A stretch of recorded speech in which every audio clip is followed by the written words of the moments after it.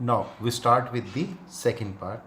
उसमें सीरीज़ कैसी है, इसमें भी सपोज कर लेते हैं let S equal to 0.7 plus 0.77 plus 0.777 plus dash dash up to n terms.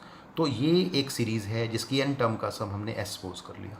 आपको मेथड बताया हुआ है, इसमें से 7 कॉमन ले लेंगे, ये आएगा 0.1, 0.11, 0.111 and so on up to n terms. अब आपने करना वही है, इसको 9 से डिवाइड और 9 से मल्टीप्लाई कर देना। 9 से डिवाइड 9 से मल्टीप्लाई, ये ट्रिक है क्वेश्चन करने का, ऊपर सेम है, बस ये आपका पॉइंट्स में दिया हुआ है, ये नॉर्मल डिजिट्स में दिया हुआ है।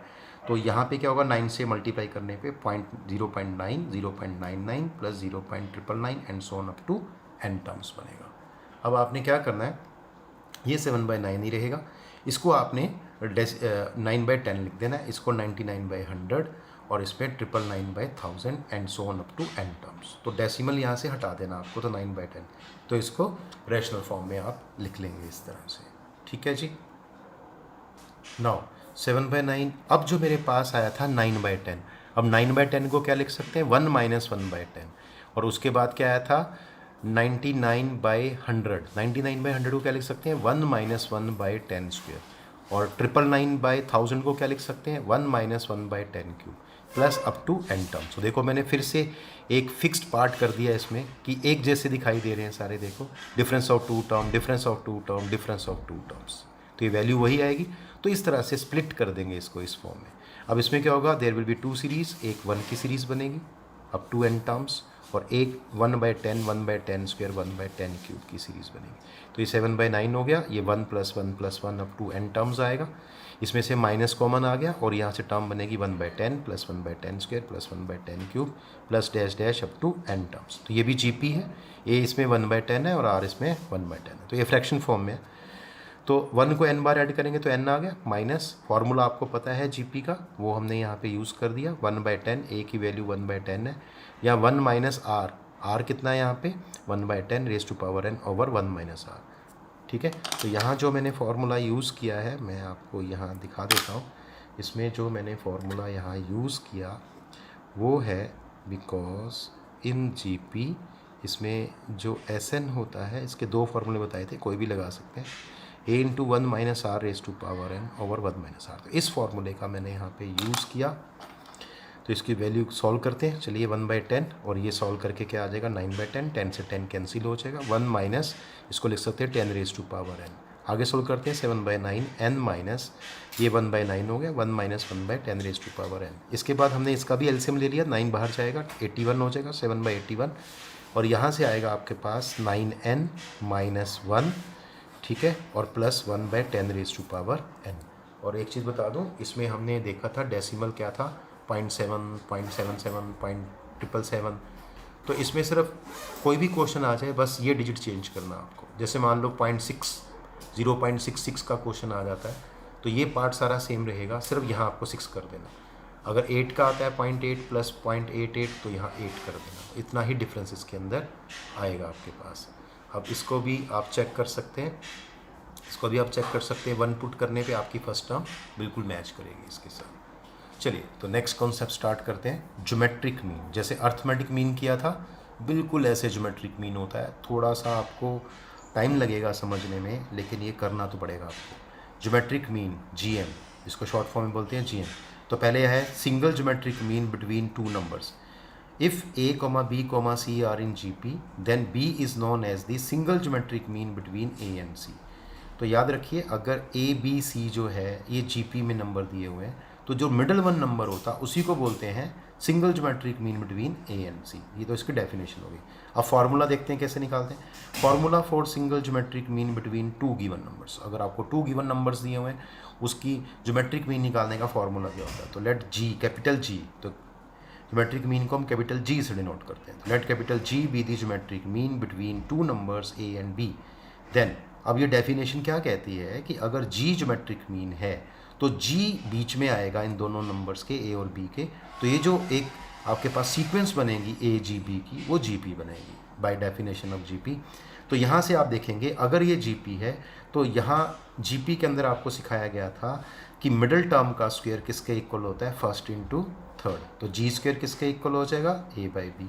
तो जी की वैल्यू आ गई square root of a by b. ध्यान रखना यहाँ प्लस माइनस नहीं लिखना आपको, वो मैं नेक्स्ट पेज पे बताऊंगा क्यों। तो जी की वैल्यू हमेशा पॉजिटिव आएगी square root of a into b. ठीक है, नेक्स्ट इसमें कुछ नोट्स हैं जो आपको ध्यान रखने। The geometric mean between 4 and 9 is given by, तो जी क्या आ गया, square root of a into b, मतलब 4 इंटू 9 रूट 36, दैट इज 6। तो आपने क्या देखा है यहाँ से, ये वैल्यू यहाँ पे 6 आ जाएगी। ठीक है, +6 आएगी, ये ध्यान रखना आपको। Next, the geometric mean between -9 and -4 is given by, तो -4 इंटू -9। ठीक है, तो ये ए इंटू बी करना है, तो ये कितना हो जाएगा, रूट 36। अब रूट 36 है आपके पास, ठीक है, तो सॉल्व करेंगे तो ये 6 आ जाएगा। लेकिन एक चीज़ खास इस चीज़ का ध्यान रखना है, if a and b two numbers are of opposite sign then geometric mean between them does not exist. तो अगर आपके पास एक नंबर नेगेटिव है और एक नंबर पॉजिटिव है तो उसका ज्योमेट्रिक मीन एग्जिस्ट नहीं करेगा। दोनों सेम नेचर के होने चाहिए, आइदर दोनों पॉजिटिव होने चाहिए और दोनों नेगेटिव होने चाहिए। क्लियर हो गया, तो जी की वैल्यू हमेशा पॉजिटिव आएगी। चलिए अब बात करते हैं, ये तो सिंगल ज्योमेट्रिक मीन का formula, G equal to square root of a b. Now insertion of n geometric means between two given numbers, जैसे हमने अर्थमेटिक मीन किया था कि इंसर्ट कैसे करते हैं एक से ज़्यादा मीन्स को, तो यहाँ भी हम करने जा रहे हैं एन मीन्स को, ज्योमेट्रिक मीन्स को इंसर्ट करना है टू गिवन नंबर्स में। तो जैसे वहाँ A1 A2 A3 up to AN लिया था, यहाँ हम लेंगे let G1, G2, G3 up to GN be n geometric means between two numbers A and B। Now आपको बोला हुआ है जब भी मीन्स की बात करते हैं तो ये नंबर्स मीन के जो मीन्स होती हैं वो दोनों नंबर के बीच में लगती हैं, जैसे ए और ये क्या बना देती हैं, GP। तो then A, G1, G2, G3 up to GN, B are in GP। तो ये सारी मीन्स A और B के बीच में आएंगी, इन दोनों के बीच में आएंगी, और ये जो सीक्वेंस बनेगी ये GP की बनेगी। हेयर फर्स्ट टर्म क्या रहेगा, A, फर्स्ट टर्म A है। लेट कॉमन रेशो, इसका हमारे पास कॉमन रेशो नहीं है तो इसका रेशो हम रखेंगे, ये रहा कॉमन रेशो। इसका जो कॉमन रेशो है इसको हम R लेंगे। टोटल नंबर और टर्म्स, अब इसमें टर्म्स कितनी होंगी, n मीन्स होगी और 2 ये नंबर हो गए, तो n+2 नंबर्स हो गए। अब लास्ट टर्म क्या होगी, an+2, क्यों, क्योंकि इसमें total number of terms n+2 है तो लास्ट टर्म n+2 है होगी। तो an+2 लास्ट टर्म क्या दे रखी है, b, ये रही b, तो ये b दे रखी है। अब फॉर्मूला क्या होता है GP का, an+2 का क्या बनेगा, AR⁻n-1, मतलब n+2 - 1। सॉल्व करने पे n+1 आएगा। जैसे वहाँ हमने d की वैल्यू निकाली थी AP में, ठीक है, ऐसे ही क्वेश्चन में वहाँ d की वैल्यू आई थी b - a/n+1, तो उस फॉर्मूले को आप याद कर सकते हो, ऐसे यहाँ भी याद कर सकते हैं। तो r की वैल्यू क्या आ जाएगी, b/a⁻n+1। तो ये वैल्यू आप इसको लर्न कर लेंगे और आगे क्वेश्चंस में हम इसका यूज़ करेंगे। तो हमारे पास r आ चुका, बस वहाँ d निकालना होता है अर्थमेटिक मीन में, और यहाँ पे क्या निकालना होता है, r निकालना होता है। तो देखिए, तो इस तरह से G1 जो है फर्स्ट ज्योमेट्रिक मीन, ये सेकंड टर्म होगी GP की, तो ये किसके इक्वल होगा, AR। A यहाँ आ गया, R की वैल्यू b/a⁻1/n+1। G2 क्या होगा, थर्ड टर्म होगी AR², A इंटू b/a⁻, यहाँ 1 आएगा, यहाँ 2 आएगा n+1। ऐसे G3 फोर्थ टर्म होगी AR³ GP की, और A इंटू b/a या 3/n+1। इस तरह से ये चलता जाएगा। और लास्ट मीन जो है GN नाम से ज्योमेट्रिक मीन, वो होगी AN+1, that is AR⁻n, A into b/a⁻n/n+1। तो 1 2 3 अप टू n। तो ये आपके पास इस तरह से ये मीन्स हमने निकाल दी। जब न्यूमेरिकल क्वेश्चन आएगा तो बहुत इजी दिखाई देगा आपको। अब ये कॉम्प्लेक्स दिखाई दे रहा है क्योंकि यहाँ पे जनरल फॉर्म है। चलिए अब इसके ऊपर एक और क्वेश्चन बनता है, ये मैंने नीचे बताया आपको, प्रूव करके भी दिखाया है इसको। ये थ्योरम टाइप का क्वेश्चन है। If n geometric means are inserted between two numbers then the product of the n geometric means is equal to the nth power of the single geometric mean between the numbers. मतलब ये जो हमने means पीछे निकाली हैं G1 G2 G3, इनको अगर multiply कर दिया जाए तो इसका जो आंसर आएगा वो G⁻n आएगा। G मतलब single geometric mean between two numbers, तो n क्या है, n अर्थमेटिक मीन, जितनी मीन्स आपने इंसर्ट की है बीच में। तो इसका प्रूफ देखिए, proceeding as in last result, ये जो पीछे रिजल्ट था इसमें हमने यहाँ तक क्वेश्चन सेम कर देना है, वी हैव, फिर इसको मल्टीप्लाई करना है। जैसे ही मल्टीप्लाई करेंगे तो ये सारी टर्म्स ये सारी टर्म्स n टर्म्स मल्टीप्लाई हो जाएंगी। तो पहले फर्स्ट ये आएगी, फिर सेकंड, फिर थर्ड, फिर ये लास्ट आ जाएगी। अब इसमें देखेंगे आप, ये टर्म्स मल्टीप्लाइड हैं और सबसे पहले हम a की बात करते हैं। a into a into a into a, कितने a इंटू हो रहे हैं n, तो n टर्म्स n टाइम्स हो गया, a इज़ n टाइम्स, तो a raise to power n हो जाएगा। a up to a that is n terms होंगी इसमें, इस प्रोडक्ट में n टर्म्स होंगी, तो a raise to power n आ जाएगा।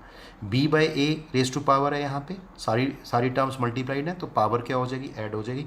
तो b by a whole raise to power क्या आएगा, 1 over n plus 1 plus 2 over n plus 1 plus 3 over n plus 1 plus up to n over n plus 1। अब इसमें से आप देख पा रहे हैं यहाँ पे ये a raise to power n हो गया, b by a 1 by n plus 1 यहाँ से कॉमन आ जाएगा, यहाँ आएगा 1 plus 2 plus 3 up to n। आप देख पा रहे हैं AP बनेगा और AP का फॉर्मूला लगा देंगे यहाँ पे n बाई 2, क्यों, इसमें n टर्म्स है और first term plus last term, ये फर्स्ट टर्म और ये लास्ट टर्म, तो n प्लस 1 से n प्लस 1 कैंसिल हो जाएगा। ये आएगा a raise to power n b by a, इधर आएगा n बाई 2। अब इसको ब्रेक कर देते हैं, b raise to power n by 2 over a raise to power n by 2। अब ये बेस सेम होने से पावर माइनस हो जाएगी, तो n minus n by 2 n by 2, b raise to power n by 2। इसको लिख सकते हैं a b whole raise to power n by 2, और इसको लिख सकते हैं a b half raise to power n, और ए बी हाफ को क्या बोलते हैं, ए बी हाफ को रूट ए बी बोलते हैं और उसकी पावर n, और रूट ए बी पीछे हमने किया था क्या होता है, कैपिटल G, मतलब single geometric mean between a and b, तो ये G raise to power n, यही हमें प्रूव करना था। इसका जो प्रोडक्ट होता है वो G raise to power n होता है। तो ये आप जो क्वेश्चन है ये MCQ में कहीं यूज़ कर पाएंगे आगे, तो बहुत ही अच्छा रिजल्ट है जो आपको याद होना चाहिए।